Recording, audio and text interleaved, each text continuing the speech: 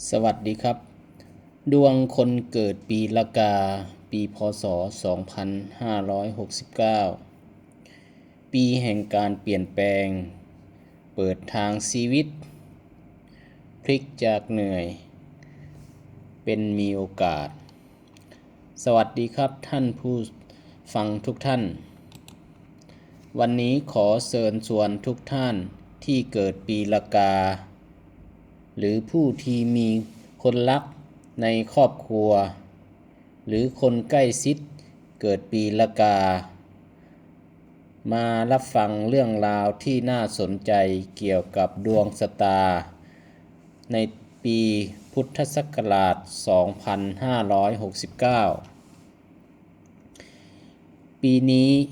ถือเป็นอีกปีหนึ่งที่หลายคนอาจรู้สึกว่าชีวิตมีการเปลี่ยนแปลงหลายอย่างบางเรื่องที่เคยติดขัดอาจเริ่มมีทางออกบางสิ่งที่เคยคอยเริ่มเห็นความชัดเจนและบางคนอาจได้พบโอกาสใหม่ที่ไม่เคยคาดคิดมาก่อนสำหรับคนเกิดปีละกาปี 2569 ตามความเชื่อทางโหราศาสตร์และความเชื่อส่วนบุคคลเป็นปีที่ควรให้ความสำคัญกับคำว่าเปลี่ยนแปลงเพื่อเติบโตสิ่งสำคัญที่สุดคืออย่ากลัวการเปลี่ยนแปลงเพราะบางครั้งสิ่งที่เราคิดว่าเป็นการสูญเสียอาจกลายเป็นการเปิดประตูให้กับสิ่งใหม่บางครั้งคนที่เดินออกจากชีวิตเราอาจทำให้เราได้พบคนที่เหมาะสมกว่า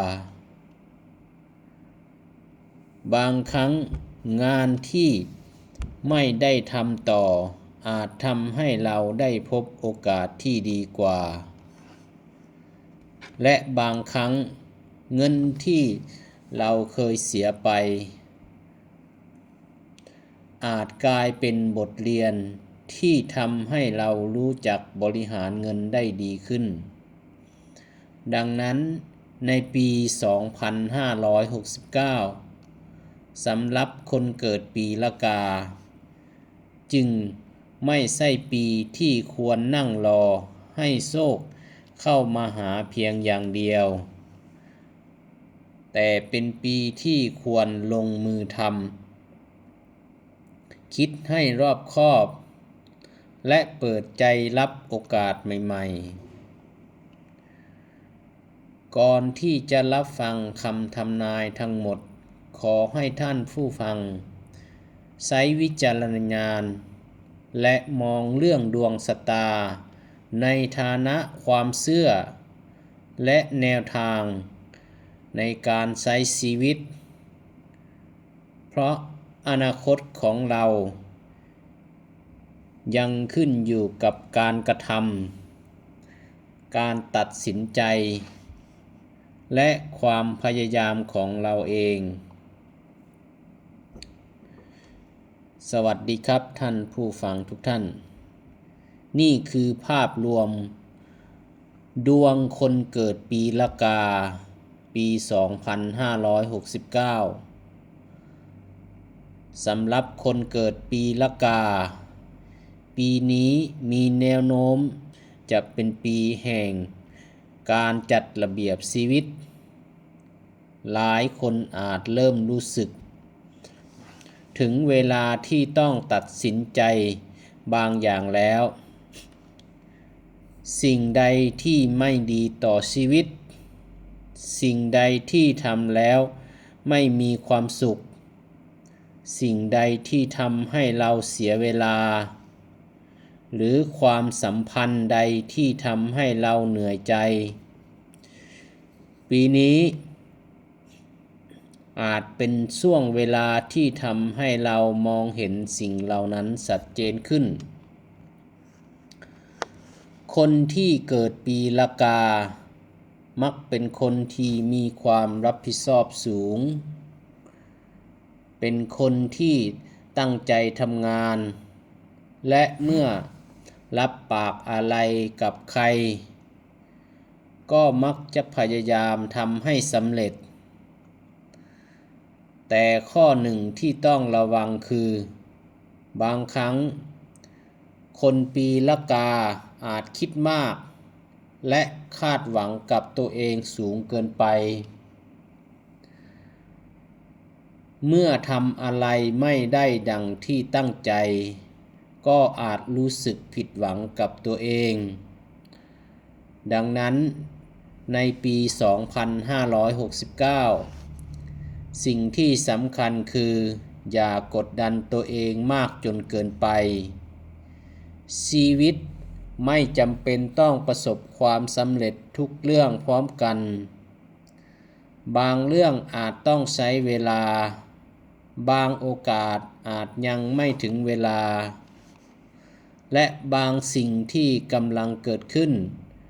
อาจเป็นเพียงขั้นตอนหนึ่งก่อนที่ชีวิตจะเดินไปสู่จุดที่คาดว่าที่ดีกว่า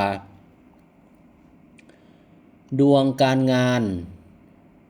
มาถึงเรื่องแรกที่หลายคนอยากรู้มากที่สุดนั่นคือเรื่องการงานสำหรับคนเกิดปีละกาปี 2569 ถือเป็นช่วงเวลาที่มีโอกาสเกิดการเปลี่ยนแปลงในหน้าที่การงานบางคนอาจได้รับงานใหม่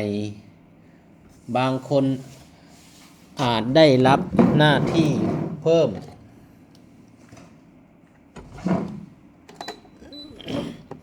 บางคนอาจได้เปลี่ยนแปลงตำแหน่ง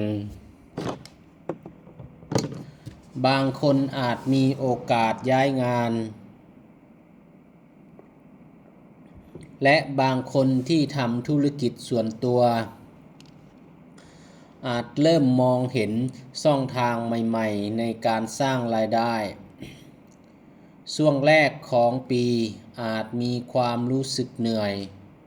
เพราะต้องรับผิดชอบหลายเรื่องพร้อมกันบางคนอาจรู้สึกว่าทำไมงานถึงเข้ามาไม่หยุดแต่ถ้ามองในอีกมุมหนึ่งงานที่เพิ่มขึ้นอาจหมายถึงการที่คนอื่นเริ่มเห็นความสามารถของเราดังนั้นอย่าเพิ่งคิดทำไมเราต้องเหนื่อยกว่าคนอื่นเพราะความเหนื่อยในวันนี้อาจกลายเป็นประสบการณ์ที่มีค่าในวันข้างหน้าสำหรับคนที่กำลังหางานปีนี้ควรเปิดโอกาสให้ตัวเองลองสิ่งใหม่ๆอย่าจำกัดตัวเองว่าต้องทำเฉพาะงานเดิมบางครั้งงานที่เราไม่เคยคิดว่าจะทำกลับกลายเป็นงานที่สร้างรายได้ให้เราอย่างต่อเนื่องส่วนคนที่มีงานประจำควรระมัดระวังเรื่องการสื่อสารกับหัวหน้าและเพื่อนร่วมงานคำพูดเพียงไม่กี่คำหากพูดในเวลาที่อารมณ์กำลังร้อนอาจทำให้เกิดความเข้าใจผิดได้ดังนั้นปีนี้คำว่าพูดให้น้อยคิดให้มากและทำผลงานให้เห็นอาจเป็นแนวทางที่ดีสำหรับคนปีละกาท่านผู้ชมครับท่านผู้ฟังครับ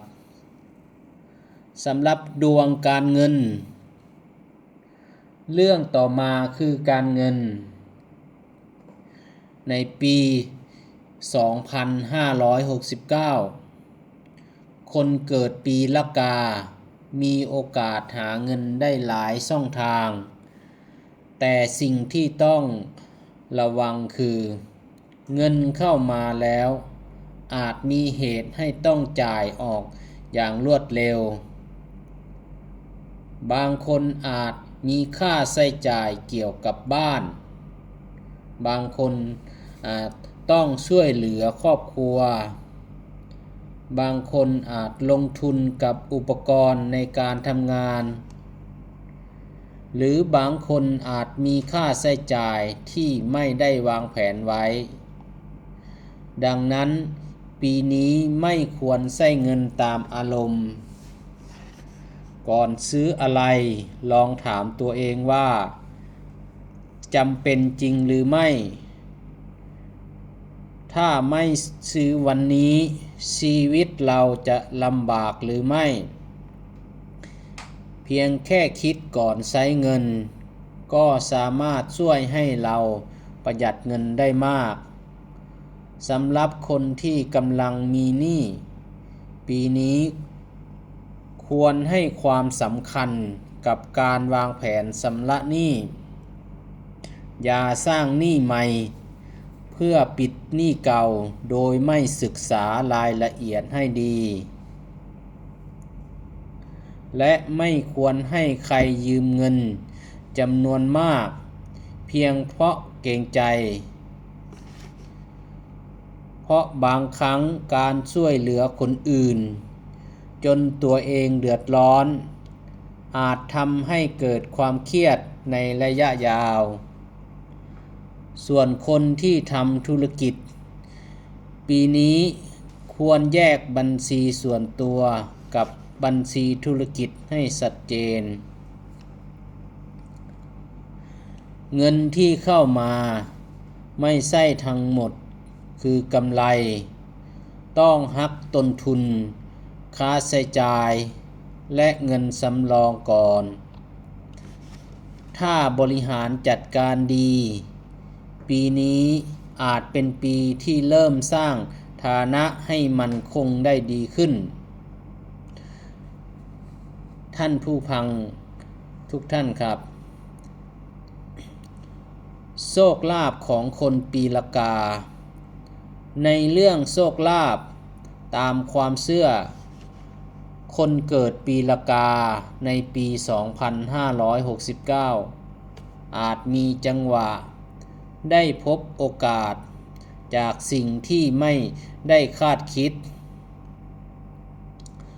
โชคอาจไม่ได้มาในรูปของเงินก้อนใหญ่เสมอไปบางครั้งโชคคือการได้งานโชคคือการได้ลูกค้าใหม่โชคคือการมีคนแนะนำโอกาสดีๆโชคคือการพบผู้ใหญ่ที่สนับสนุนหรือโชคคือการตัดสินใจถูกในช่วงเวลาสำคัญเพราะฉะนั้นอย่ามองคำว่าโชคลาภแค่เรื่องการเสี่ยงโชคคนที่มีโอกาสดีเข้ามาแล้วรู้จักคว้าโอกาสฉะนั้นไว้ก็ถือว่าเป็นคนมีโชคเช่นกันสำหรับการเสี่ยงโชคควรอยู่ในขอบเขตที่พอดีไม่ควรนำเงินที่จำเป็นต่อการดำรงชีวิตมาเสี่ยงและไม่ควรเชื่อคำกล่าวอ้างเรื่องเลขเด็ดหรือรับการประกันผลจำไว้นะครับโชคที่ดีที่สุดคือโชคที่เกิดจากความขยันและการวางแผนท่านผู้ฟังที่เคารพครับสำหรับดวงความรักมาถึงเรื่องหัวใจสำหรับคนเกิดปีละกาที่มีคู่แล้วปี 2569 เป็นปีที่ควรให้ความสำคัญกับการสื่อสาร บางคู่ไม่ได้มีปัญหาเรื่องความรักแต่มีปัญหาเพราะต่างคนต่างคิดคนหนึ่งคิดว่าอีกฝ่ายน่าจะเข้าใจอีกคนก็คิดว่าถ้ารักกันก็น่าจะรู้เองสุดท้ายจึงกลายเป็นความเงียบดังนั้นถ้ามีอะไรอยู่ในใจควรพูดกันด้วยเหตุผลอย่าประชดอย่าพูดในช่วงที่กำลังโกรธและอย่านำเรื่องเก่าๆมาทะเลาะซ้ำเพราะความรักที่ดีไม่ได้หมายความว่าไม่เคยทะเลาะกันแต่หมายถึงเมื่อมีปัญหาแล้วทั้งสองคนยังสามารถหันหน้ากลับมาคุยกันได้สำหรับคนโสดปี 2569 มีโอกาสได้รู้จักคนใหม่ผ่านงานเพื่อนหรือสังคมรอบตัวบางคนอาจเริ่มต้นจากการเป็นเพื่อนก่อนที่จะพัฒนาเป็นความสัมพันธ์แต่สิ่งที่ควรระวังคืออย่ารีบตัดสินใจเพียงเพราะอีกฝ่ายพูดดีหรือเอาใจเก่งให้ใช้เวลาเรียนรู้กันดูการกระทำมากกว่าคำพูดเพราะคนที่เหมาะสมกับเราไม่จำเป็นต้องเป็นคนที่พูดหวานที่สุดแต่ควรเป็นคนที่ให้ความเคารพและอยู่เคียงข้างกัน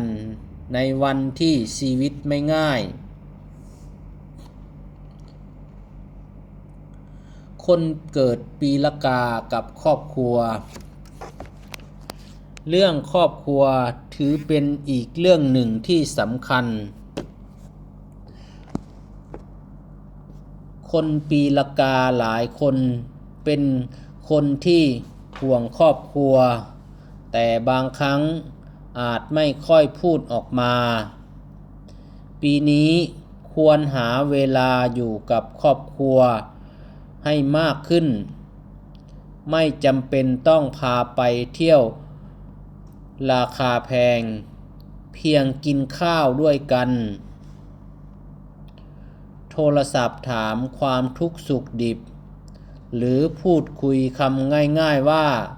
ดูแลตัวเองด้วยนะคำพูดสั้นๆเหล่านี้มีความหมายมากเพราะเมื่อเวลาผ่านไปเราจะพบว่าสิ่งที่มีค่าที่สุดในชีวิตไม่ใช่เพียงเงินทองแต่คือคนที่ยังอยู่ข้างเราในวันที่เราประสบความสำเร็จและวันที่เราล้มเหลวสวัสดีครับท่านผู้ฟังสุขภาพและการดูแลตัวเองสำหรับเรื่องสุขภาพปี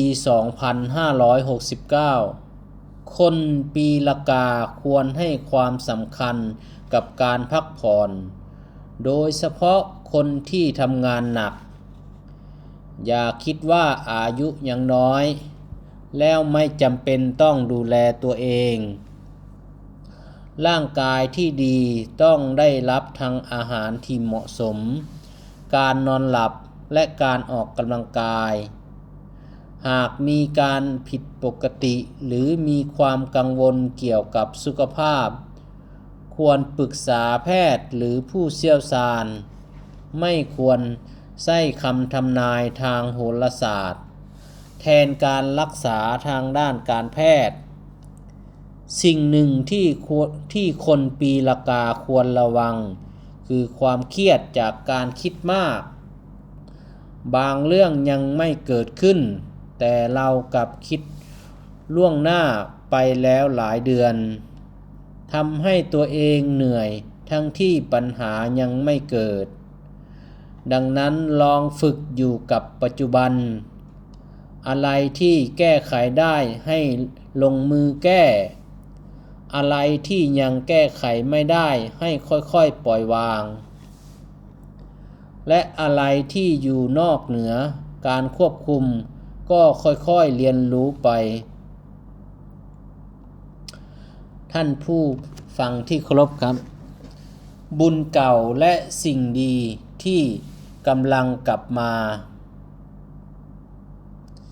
อีกหนึ่งความเชื่อที่น่าสนใจสำหรับคนปีละกาในปีนี้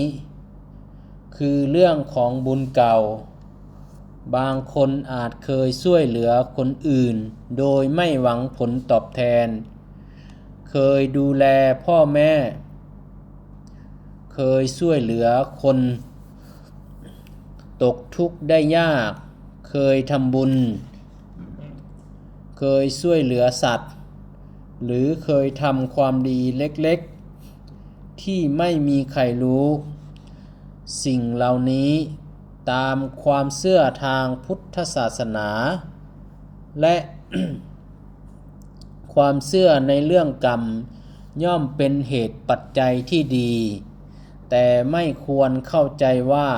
เป็นการรับประกันว่าจะได้รับโชคลาภตามที่ต้องการ